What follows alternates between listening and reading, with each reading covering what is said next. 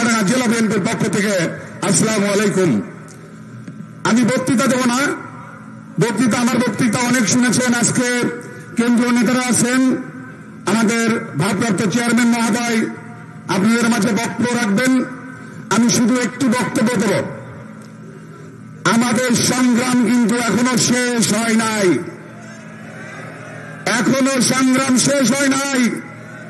সংগ্রাম চলছে, সংগ্রাম চলবে যতক্ষণ পর্যন্ত এই বাংলাদেশের মাটিতে সুষ্ঠু নিরপেক্ষ নির্বাচনের মাধ্যমে এই বাংলাদেশ জাতীয়তাবাদী দলকে আমরা ক্ষমতায় নিয়ে যেতে না পারব, ততক্ষণ পর্যন্ত এই সংগ্রাম আমাদেরকে চালিয়ে যেতে হবে। আমাদেরকে আরো মনে রাখতে হবে, এই যে মানুষ এখানে উপস্থিত হয়েছে, আমরা কিন্তু ওয়ার্ড কমিটি, ইউনিয়ন কমিটি কিন্তু আমরা এই ফ্যাসিস্ট সরকারের সময় করেছিলাম।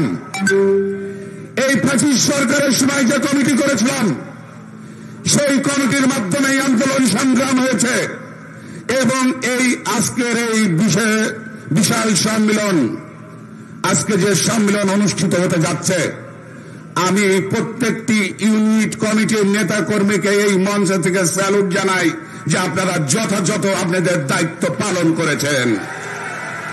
আমি পাশাপাশি বলতে চাই, আপনাদের দায়িত্বশীলতা যেমন,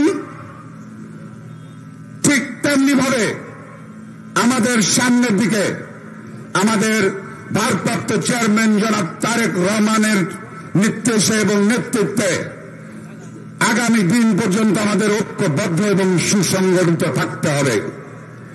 সেজন্য আমি সবাইকে ঐক্যবদ্ধ থাকার আহ্বান জানিয়ে আমি আমার বক্তব্য শেষ করছি। সবাই ভালো থাকবেন, সুস্থ থাকবেন, সবার মঙ্গল কামনা করে শেষ করছি। আল্লাহ হাফেজ। বাংলাদেশ জিন্দাবাদ।